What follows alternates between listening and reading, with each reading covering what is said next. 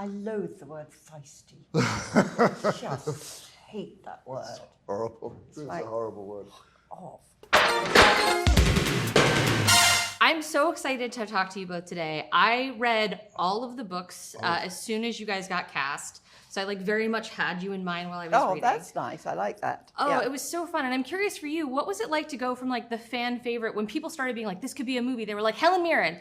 And then like you're on set and you're doing it. What was that journey like? I wasn't aware of that. I'm so glad I wasn't aware of that, because I would have found that very intimidating. Yes, indeed. Indeed. You know, terrifying. But I have to confess that when I read the book, and I absolutely, you know, ate it up with everybody else, loved the books, absolutely loved them, and sneakily was thinking, ooh, if it could be a movie, and if it was a movie, I wonder if they'd ever ask me, and I think that's the role I'd like to play, if, you know. So that was sort of away at the back of my mind. So when all that came to pass, it was wonderful, I have to say. I was very happy. I wasn't aware of the books. Really, not at all? It wasn't on my radar, no. Oh, and then yeah. I thought, when I read them, I went, oh my gosh, I don't get out much these days. Really. These books are so beloved. And so when you're playing characters like we're playing, you really dive in there with both feet, and hope you get it right, and hope it is to the liking of everyone. But you know, Chris Columbus has created such a wonderful ambience on the set, and we became a company of actors pretty quickly. Yeah. And for you, Ben? Him. It's all Chris. Him. Because I didn't know the books. I didn't know my fellow players. All I knew was that he was going to direct it, and I was thrilled because he makes actors look good. In other words, he brings the best out of his cast. Nothing is wasted. Nothing is thrown away. You never have to ask Chris after a take, did you like the way the actor's begging bowl, I call it. Yes. Was it good? Yeah, I never have to, because you know that he uses every scrap that you offer, which keeps you on your toes. You can't have a lazy moment in front of his camera. But it was Chris, of course, who attracted me to the... I've been involved with some films based on books that are successful, some very unsuccessful. And I realized that the ones that were successful, that was because I was obsessed with the material. So as soon as I read this book, I became obsessed not only with the material, but the characters.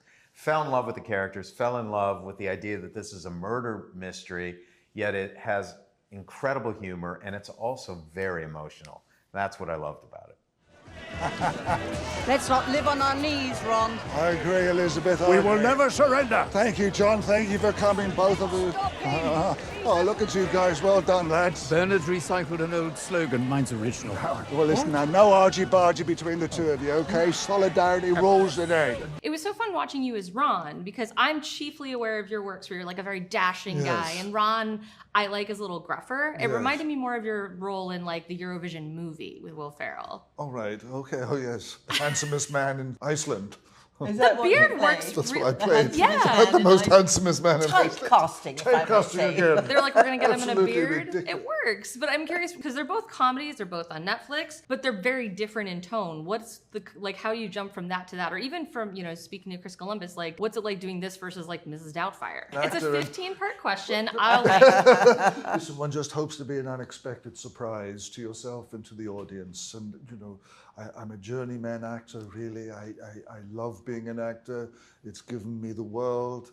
And this was a gift from heaven, Thursday Murder Club. When I heard that Pierce was going to play Ron, I'm going, really? Right. Is that's not typecasting, and of course that's the brilliance of it. That's the great thing of it. I mean, it's great for, I think, for Pierce to play someone unexpected. Yeah. We don't, against, and it shows us all what a great actor Pierce actually is, I'm much more obvious casting, if you like, for Elizabeth, But that's because like you're the queen, like literally. yeah. But that's what I was saying. I just love the fact that Pierce is playing Ron. I mean, when I read the book, I thought, Chris, I didn't ask him why he cast me as Ron. I didn't want to because I didn't want to rock the boat. I thought, don't open that, just do it. Yeah. He said, grow a beard, so I grew a beard. Yeah. That was it. Yes. That was your preparation. That was my preparation. Grow a beard, and you know, there were other actors, so I thought, he would have been a great Ron, but I'm Ron. But I love it. I think because of all that, because of the surprise you bring to it by not being typecast, like the tooth reveal, Yes. I think it works better because like we're truly not seeing that coming. Absolutely right. Absolutely I guess so. I guess so. I mean, really agree. yeah. I kind of painted myself into a corner over the years. You know, I came here, did Remington Steele, and I just thought, well, I'll carry on doing this character forever. But I think now it's time to do a bit of acting, a bit of character work. I'm at that age, I'm at that time in my life. Well, with Ibrahim, I feel like you have a challenging part in that he's so lovely, but he's so internal, where a lot of the other characters are very forward with everything they're thinking and with their backstories. It wasn't, I think, until like the fourth book where I felt like I really started to understand Ibrahim. So I'm curious for you, as having not read the books, was that a conversation that was had about like, oh, this is what's coming up in the books, or were you given more kind of creative freedom to understand him on your own terms? I was given a tremendous amount of creative freedom. And I have invented a very complex family tree and backstory to my character, which has sustained his silences and kept his silences alert and full of history and curiosity and memory. Chris and the writer, our writer, wrote on the jacket of his book that I was the perfect Ibrahim. But what you see is the tip of an iceberg. My backstory is crazy. It's fantastic, though, yeah. We do get a little peek at the end of this, which I think was a nice kind of Easter egg for the fans, where you see a photo of a younger Ibrahim. Yes. So Ben came up to me maybe the day before the speech and said he'd written something. He'd changed the speech. And you read it to me, and I thought, that's better than what was in the script. And that's what you see on film. And that was sort of the spirit of the entire production. So I wanted the actors to feel free enough, embody the characters enough so they could come to the set and actually feel as if they were those characters. I know there's like a Easter egg for you where Jonathan Pryce says like, you know, like, oh, you look like the Queen. Oh, yes, Oh, yes, that. exactly, Oh, yes. yes. Well, slightly, you know, sending myself up in those moments. We thought it'd be funny to do it. Sure. Well, the Aston Martin, you know, I Yeah. didn't see that coming. The I thought, Aston Martin, I walked yes, onto the set one day absolutely. and I said, what's the Aston Martin doing? What's my Thought I was car on- doing here? I thought I was on Daniel Craig's set. I thought, sorry, Danny. But anyway, it was Aston Martin. They said, oh, well, Elizabeth's driving an Aston Martin. I went, okey-doke.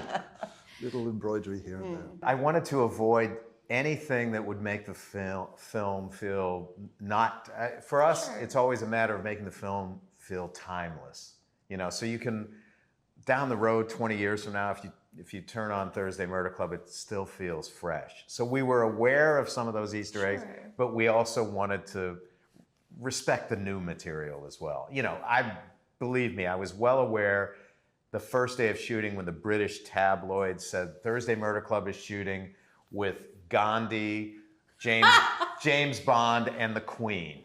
And that was the headline. So I knew that that's what I was getting myself into, and I wanted to avoid that because these were new characters and they had to exist on their own merits. It would pull you out of the film. Yeah. It's unfair to the audience to bring them in and then shove them out of the film just for the sake of a rather superfluous and unnecessary laugh. I totally get that. I think the nods are nice because they're like a little cheeky, but it's not in your face. It's not. I wasn't disrupted by it, and I'm so glad you said timeless because watching the film, and I mean this in the highest praise I can mean it, which is it reminded me of like Murder, She Wrote and Golden Girls, which are two things like I grew up with and was obsessed with and watched with my grandma.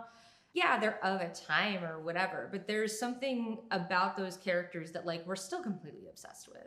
And I think that translates really well to this. No, but I think what you're talking about is the essence of why I wanted to make the film. People of that age need to feel relevant, and they need to feel seen, and they need to feel as if they can make a difference. And for me, that was really thematically one of the real reasons I wanted to make the film. Because I remember my grandmother saying to me, sometimes I feel invisible. I walk into a place, everyone looks through me. They don't see me. And these are people who demand to be seen just by their very personalities. Oh, I love that. Well, there's part of the film that I really love because it reminded me of like my own grandmother who was like, is very spirited and very smart and very funny and often underestimated, I think, because she's older, and people make assumptions about older people. And I love the way the books showed this. I love the way the film showed this, that these characters are alive, that they refuse to be talked down to by people who try to treat them, but with those ageist concepts. But particularly in one scene where your character corrects Joyce on, like, I don't like this term, bright-eyed and things. And I'm curious for you, are there terms that you kind of bristle out, even if people mean them in a complimentary way, that you're like, I don't like that? I loathe the word feisty. Just hate that word. Horrible. It's like, a horrible word. Off. Yeah. Basically. Oh, I agree. It feels very, I think, dehumanizing when you call a woman feisty. Yeah, whatever. I don't know what it is. It's just an awful, awful word. It is annoying to hear boomer. That is Boomer? that is a Boomer. That is a word that when I hear, which I'm part of, it's just so annoying. to me, Sure. And it's you know? usually meant dismissive. People are, yeah. It's always a dismissive. Yeah, I'm a millennial, but I get the same thing. Like, that's really millennial of you. And no one ever means that as a compliment. I always have to look up what I don't understand what's Gen Z, what's a millennial. I'm right on It doesn't that matter to list. me as long as you're smart and funny. That's all I care about. I like that. I feel like that fits with the theme. Yeah. I mean, as the years of, I just turned 72 there a little while ago there, and I'm cruised into my 70s. I'm thinking, this is interesting, and how people address you, and it's very pleasurable. It's very nice, and it's kind of just owning who you are at this time in life, and knowing your limitations and trying to push beyond those limitations, owning your time.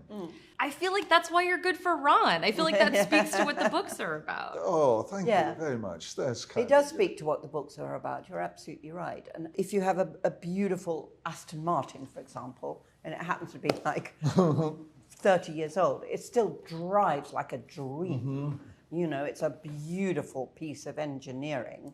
And our characters are beautiful pieces of engineering. They are indeed. That still drive very, very well. Do. And they have a zest for life, and a sassiness for life, and And an engaged agency. It's called agency. It's a good word.